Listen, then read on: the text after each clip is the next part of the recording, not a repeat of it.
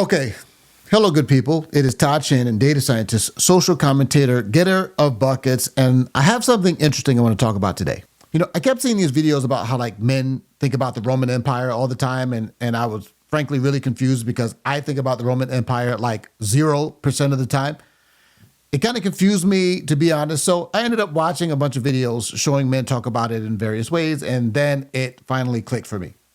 I mean, it may seem silly on the surface, but ultimately, I think there is some substance to this whole trend, and so I want to talk about it a bit.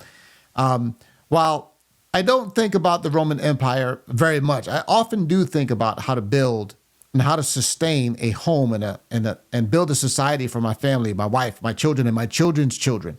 Something that they will be able to flourish in for generations to come. And I put the emphasis on the word build, right? Because that is the thing that is meaningful, I think, about this trend. Rome is the ultimate example of what it looks like when you build something durable over time through persistence, ingenuity, and at one time they had virtue. I think they lost the whole virtue thing at the end, but they used to have it. And the phrase "Rome wasn't built in a day" tells us what we really mean when we think about Rome. We're thinking about empire building. The point is that men build things. Building by definition is the creation of something that doesn't occur naturally. Taming the wilderness and turning it into a village or a city is a massive building exercise. This is in stark contrast to what women do. Women generally don't build things. Women grow things. Growing, by its very nature, is the increase of attributes that already exist. And quite literally, women grow new people inside their bodies. I mean, women are almost like soil. A healthy, well-adjusted woman is a hospitable environment for all kinds of things to grow, including people. In a sense, women are like walking nurseries. I mean, think about it. The word we use to describe the place where all kinds of plants and husbandry are grown and cared for is the same word we use to describe a woman feeding her child with her own body, right? We call it nursing. Okay? She's providing the nourishment that her child needs to grow. This is not just true about what she does physically, but emotionally and culturally, women have a similar power. And if you want to start a social trend, for example, you should probably start with women. Why? Because women set the tone and amplify things in the culture. They're the most hospitable environment for new ideas in all things cultural. Marketers, for example, primarily target women. And the reason why is because women control like 70 to 80% of all buying decisions. Ideas tend to spread faster through women and among women. And women don't just create environments, to be quite frank, they are the environment. Think about men, though. Men are not like this at all. We don't really grow things. We build things. Women grow things, but we like to turn harsh environments into suitable habitations for us. We can turn a barren wasteland into an oasis. We convert mountains into highways and construct houses to protect us from the heat in the summer and the cold in the winter. The thing that men are most obsessed with is turning inhospitable and dangerous environments into inviting and safe places for the women and the families we love. And that allows them to tap into their superpower, which is growing our children and everything else that we care about. This is why men take risks and have to be well adapted and able to do so. I mean, how can you transform an inhospitable environment into one that is safe without going into an unsafe place?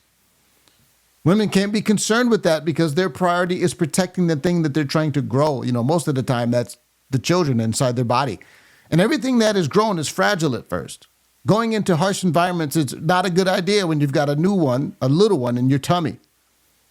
It's not their job to build and tame the wilderness. That's our job. That's the job of a man. And somebody might ask, well, which is more important then, building or growing? And if someone asks such a silly question, it's likely the case that they've been totally captured by feminism or misogyny or some other equally stupid idea. It's like asking, which is more important, your right hand or your left hand? You need both hands to create an enduring civilization. We do different things, but we are engaged in exactly the same activity, which is making a more beautiful life for our family and friends and loved ones. Of course, there are men who despise building and women who despise growing. There are also people who like animals more than other people, but That doesn't mean that the people who like animals more than other people have a natural and healthy social attitude. And no, I'm not drawing a moral equivalence to someone who doesn't like other people with not wanting a family. I know there's some people who don't want a family, and I don't think I should have to explain this, but my main point is this. No matter what society says about men and about women, we need each other and we are complementary. The fact that we always think about building as men and women almost never do is really a beautiful and completely unexpected glimpse into how and for what purpose we were designed. We are different, and that's a good thing. And the people and the forces who are trying to erase those differences give us the clearest view of who our true enemies are.